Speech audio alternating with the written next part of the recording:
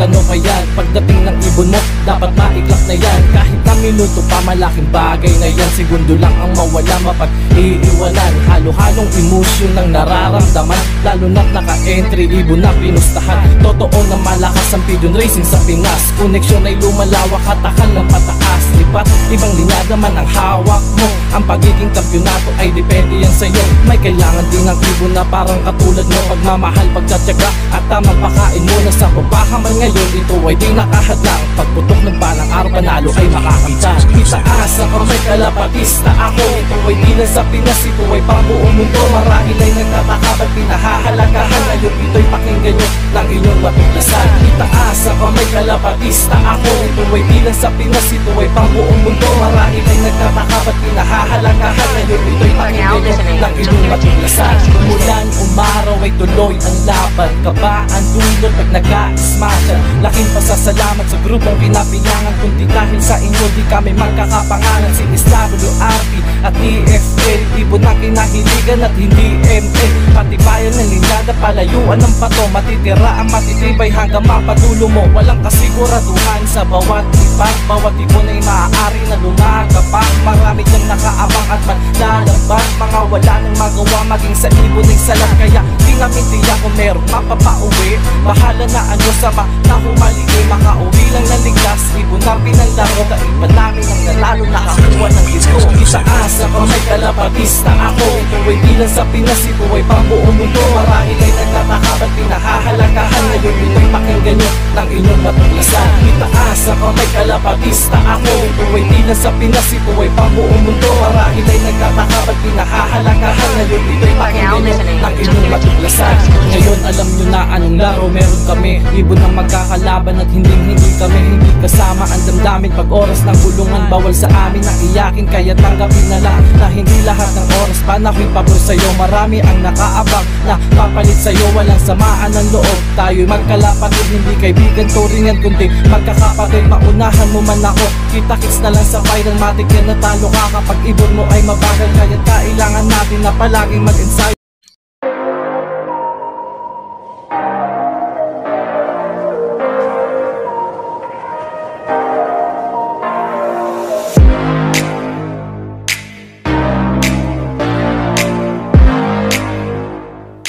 Good morning mga ka-ebong!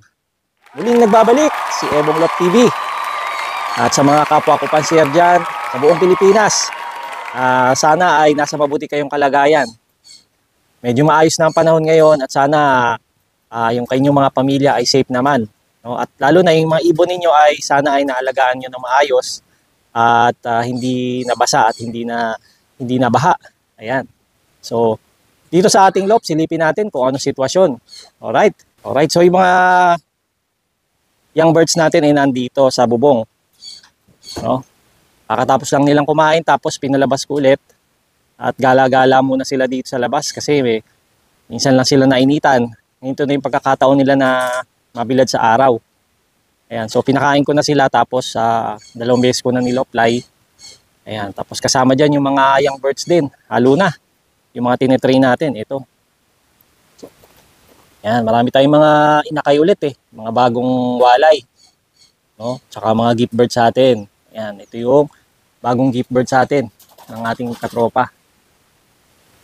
Yan, tsaka yung merong gold, hindi pala yun. Yung isa, yung orange na singsing. Yan, bagong gift bird sa atin. So, sinasanay natin dito sa viewing, merong tape yung kanilang 2 pakpak. Para hindi sila mag-overfly. Ayan, tuwan-tuwa yung mga ibon natin, no? Ngayon lang naka-experience ng araw. After 1 week na, halos nasa loop lang sila. Ayan, so, hinayaan muna nating, gumala-gala para makapagpainit ng katawan. Alright, so sinubukan kong paliparin ulit. Binugaw ko, kaso lumipat lang doon sa kabilang bubong. So baka mabulabog pati yung mga young bird natin hindi pa lumilipad. Hindi pa masyado sanay yun na bumalik. Kaya na muna natin. Tapos punta tayo sa breeder section. Silipin natin. Tara! Alright, nandito na tayo sa breeder section. Nako, nagwawala na yung mga breeder natin. Meron tayong bagong project, oh. Ayan, oh, may pugad. Nakita nyo naman, oh. Oh. Itong nasa baba, yan ay si Puyo. Yan yung ating Puyo na hen, yung nasa loob. Yung pugad ng lovebirds, ginamit ko na lang sa kanila. Total, wala na tayong binibreed na lovebirds. So, meron tayong lovebirds pero nasa colony, may mga pugad naman sila. Hindi kanya-kanya. So, yung mga natira kong pugad, ginamit ko na sa kanila. Ayan, may pares na siya. Hopefully, mag-itlog na. No? At ito naman, yung ating opal, yung tatay ni opal, yun, no? Pinarisan ko ng young bird. Ayan. So, yan yung young bird ko na nasa taas, tapos sinubukan kong i-breed dito para may kapares si opal. Ayan, tingnan natin kung maganda yung magiging kakalabasan. Alright. Tapos, ito yung ating John Arden. Silipin natin yung anak nila. So, pakainin muna natin. Tingnan nga natin yung pagkain nila. Simot, oh. Grabe, simot. Lakas kumain. Yan, binigyan natin ng pellet para madali matunaw. So, silipin muna natin yung kanilang anak. Oh, ganda. Ganda ng anak nila, oh. Dalawa, oh. Nice. Ayan. Nagmamadaling uminom ng tubig. Nangihingi pala ng tubig. Kasi magsusubo na siya, oh. Ayun, oh, subo na subo yung John Arden. Nagmamadali ng uminom. Kaya pala, magsusubo na. Ito naman yung ating Project of Color. Yung nanay ni Opal yan. At saka isang red check. Ayan. So, ito yung anak nila. Oh, wow. Mukhang of color kaya ito. Parang naganak ng ano ba to? Checkered na white. Parang Parang opal lang inanak. Oo, naku, parang opal. O kaya parang red check. Ayan, maganda. Exciting. Parang hindi ko pa nasingsingan yung isa dyan. Ayan natin. Kasi yung isa siningsingan ko na ng club ring. Ito, may singsing na siya. Tapos ito wala pa. Yung kailangan na rin pala natin singsingan. At ito naman yung bunsong anak ng ating Stop Banrit at saka yung Vandenbroek na Grisel, no? Ito yung pangbunso nila. Medyo maliit yung inanak. So winali na natin kasi napisa na yung itlog nila. No, yung panganay nito, yung nasa flyers loft na natin, kulay puti. Ayan, yung kapatid niya ito, parang Grisel din pero hindi masyadong mabatik eh. So mas marami yung puti. Ayan, so since nabuhay naman nayaan na natin. Ayan, so ayan, pinalay na natin, tumutuka naman. Ayan, susubo yung ating yung red check natin, no? Kasi pag magsubo, ang husay. At ito palang ating project na bago, may itlog na. Nakita ko doon may sumisilip ako doon sa loob, mayroong itlog. Ayun, may makikita kayo. May itlog ba? Kita ba? Hindi masyadong kita. Ayan, pero may itlog na yan. Silipin natin. Silipin natin kung may itlog na. Ayun, may isa. Ayan, pero hindi pa natin sure kasi basal to eh. Lumalaga tong hen na to kaya baka hindi mag-fertile yan. So siguro sa second clutch tingnan natin. Ito yung inaabangan ko, yung puyo. Medyo naglilimlim na siya, oh. Natuto na, oh. Pumapasok na doon sa pugad. So, ibig sabihin, malapit na mga itlog yan. Ayan. Ang pinaris natin dyan, yung tatay ni Cappuccino.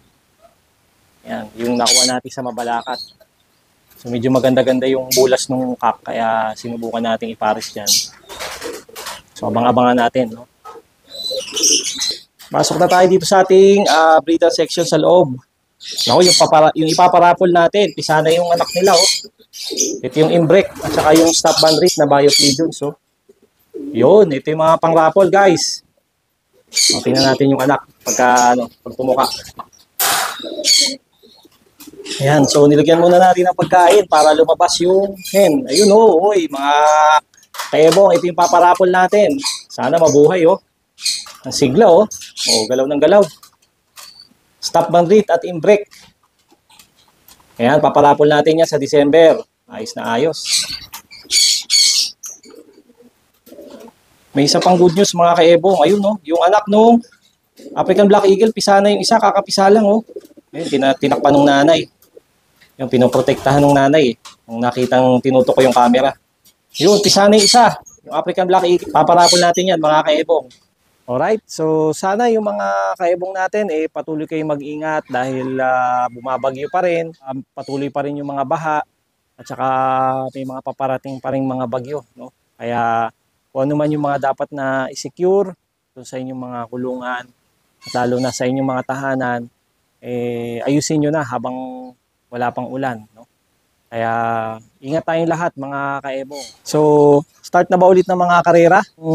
Base do sa mga chat group, meron ng mga magtutuloy ng mga naka-derby ngayon. No, pero tayo wala kasi tayong ide-derby na. Kaya focus tayo sa training ng mga YB natin tsaka do sa breeding. Ayan. So kung meron mga susunod na karera, magpapas muna tayo kasi hindi tayo ready. No, wala tayong ready na mga warriors eh. So puro mga YBs pa. At saka nakakonsentrate tayo dun sa magiging mga karera sa South. Yan, kung sakali baka mga November pa tayo magkarera. Yun. So kaya ang mga vlog natin sa susunod hindi muna puro sa mga abangan, no? Kundi tungkol muna sa breeding at kung ano-ano pa. Ayan. Kaya abang-abang lang sa mga susunod na vlog mga kaebong. Alright, so dito ko natatapusin ang vlog. Maraming salamat sa inyong suporta mga kaebong. Muli ito ang inyong nervyosong panser, Ebong Love TV. Keep safe. God bless. Bye-bye.